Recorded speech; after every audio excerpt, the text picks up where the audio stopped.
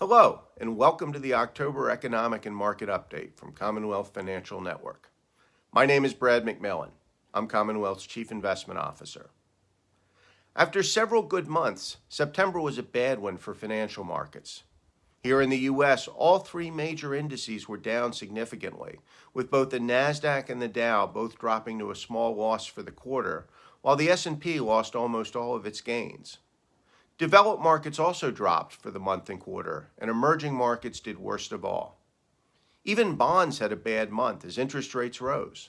And what drove these results was the evident weakening of the economic data, driven by the spreading Delta wave of the coronavirus. Even as the economic data started to weaken, however, the medical data showed signs of improvement.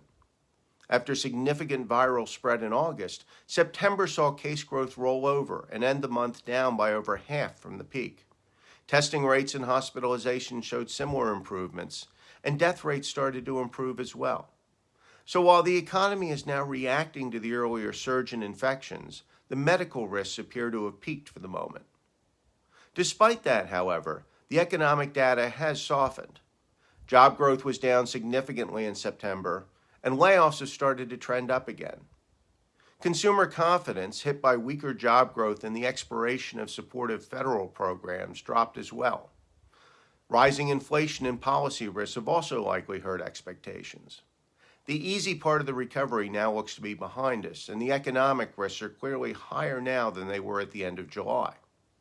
Nonetheless, though, the recovery does look likely to continue. While infection growth is much too high, it does look to have peaked. While there has been some economic damage, that should pass as the medical news improves. And while confidence and growth have pulled back, they're still at positive levels.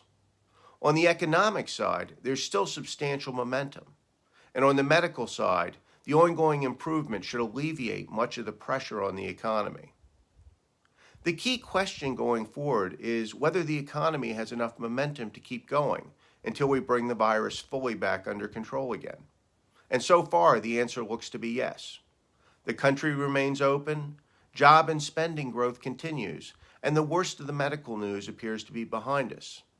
While risks are higher than they were a month ago, they're still much lower than they were before that.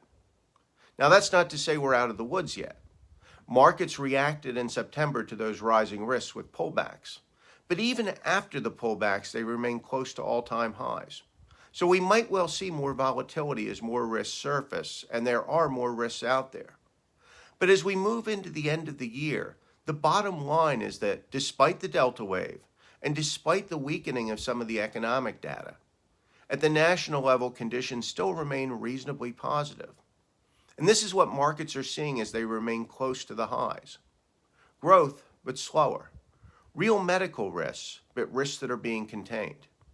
Yes, there's a slowdown in the recovery, but likely only a slowdown.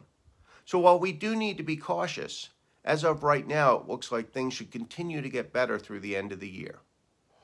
That's it for this update. Thanks for watching.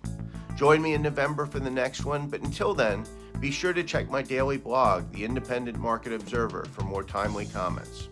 Stay safe, stay sane, and stay healthy. We are getting through this together.